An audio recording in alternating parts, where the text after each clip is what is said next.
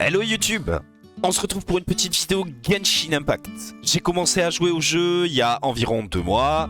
Maintenant je suis arrivé à un niveau assez élevé pour commencer à farm l'endgame. Je me suis dit que je pourrais faire une petite vidéo pour vous parler un petit peu de mon expérience de débutant dans le jeu et surtout pour vous donner quelques petits conseils que j'ai pu recevoir ou des choses que moi j'ai pu remarquer pour bien commencer le jeu et pour essayer de s'en sortir le mieux possible sans gaspiller de ressources qui peuvent être extrêmement précieuses. Du coup aujourd'hui petit guide sur 6 conseils pour comment bien démarrer sur Genshin Impact. On se retrouve après le générique.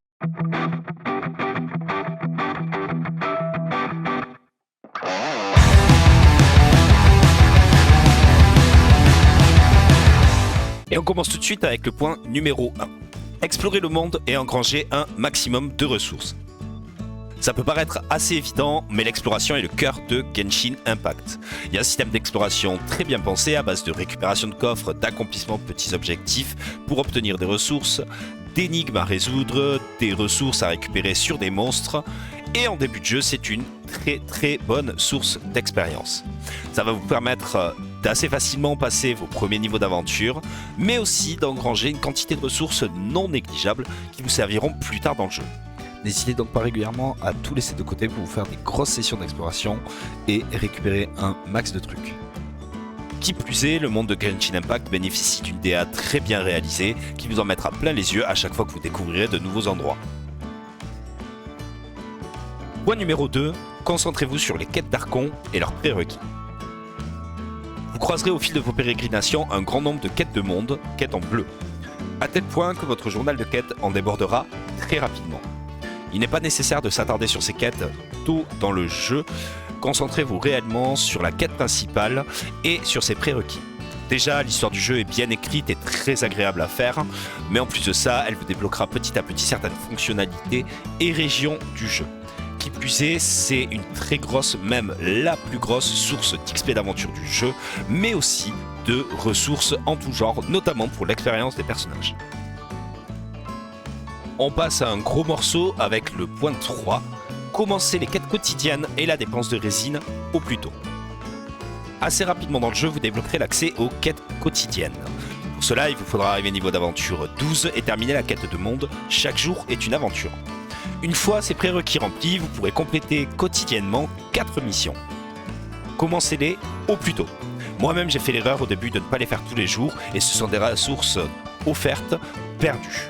Non content de récupérer de l'XP d'aventure, vous récupérerez des matériaux pour améliorer vos armes, des moras et surtout un total de 60 primogèmes. Multipliez ça par le nombre de jours où on fait les quêtes quotidiennes, on arrive vite à un montant très appréciable de primo. Même si vous n'avez que peu de temps de jeu, essayez de vous connecter quotidiennement pour les faire, ça vous prendra 10 minutes, grand maximum. Aussi, à partir du niveau d'aventure 8, vous pourrez commencer à utiliser une ressource nommée résine originelle. Celle-ci est une ressource qui se recharge dans le temps à raison de 1 toutes les 8 minutes. Vous pourrez occasionnellement récupérer quelques consommables pour en recharger plus vite, mais ceux-ci se feront de plus en plus rares à mesure que vous avancerez dans le jeu. De même que pour les quêtes quotidiennes, je vous conseille de commencer à les utiliser au plus vite. Beaucoup de ressources nécessaires à l'amélioration de vos personnages et armes ne se récupèrent que par ce biais, à travers des boss ou des donjons, et vous en manquerez très rapidement. Plus vite vous commencerez à stocker ces ressources, plus vous accélérerez votre progression au début du jeu.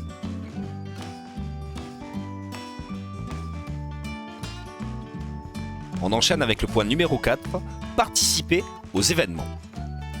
Genshin Impact propose régulièrement des événements divers et variés dans lesquels vous pourrez récupérer pas mal de ressources, et notamment des primogèmes. Même si ce contenu peut paraître secondaire, participez-y le plus souvent possible.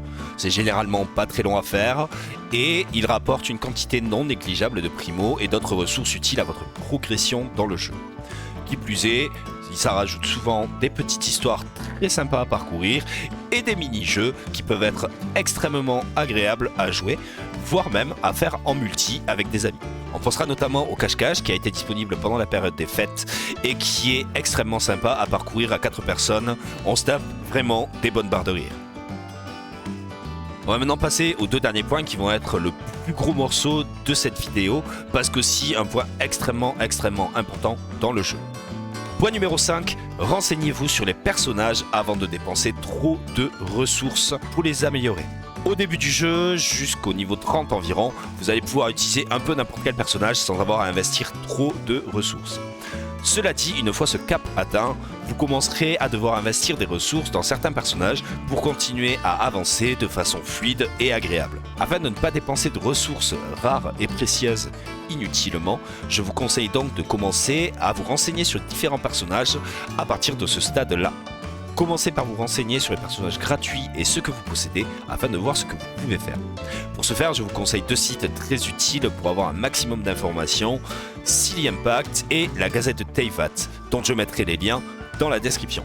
Quoi qu'il en soit, lorsque vous commencerez à dépenser des ressources dans des personnages, ne vous dispersez pas trop. Concentrez-vous sur 4 personnages, ce qui va vous composer une équipe complète, mais surtout essayez de ne pas dépenser trop de ressources pour augmenter un perso 50 par-ci, un perso 40 par-là, un perso niveau 20 et ainsi de suite. Sinon, ce sera des ressources qui vous manqueront très probablement plus tard. Parce que bien évidemment, plus on avance, plus nos personnages augmentent de niveau et plus il nous faut de ressources pour continuer à les améliorer. Une fois que vous aurez récupéré des informations sur les personnages gratuits et ceux que vous avez acquis au moment où vous vous y intéressez, vous pourrez commencer à vous intéresser aux personnages dispo dans les bannières temporaires, ce qui me permet de faire le lien avec le point suivant. Et donc le dernier point, le point numéro 6, le système de bannières et l'utilisation de primogènes. Le système d'acquisition de personnages dans Genshin Impact se base sur un système que l'on appelle les bannières.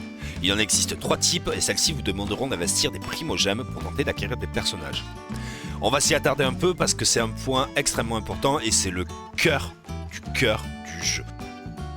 Pour commencer, au tout début du jeu, vous disposerez du premier type de bannière appelée la bannière de débutant. Celle-ci n'est disponible que pour 20 vœux au total et vous permettra d'acquérir un personnage basique du jeu qui est Noël. Pour celle-là, pas la peine d'investir avec des primogènes. Vous acquérirez rapidement des pierres de la destinée, totalement gratuitement, et qui vous permettront de faire les 20 vœux du débutant. Avec un peu de chance, vous pourrez acquérir quelques personnages utiles.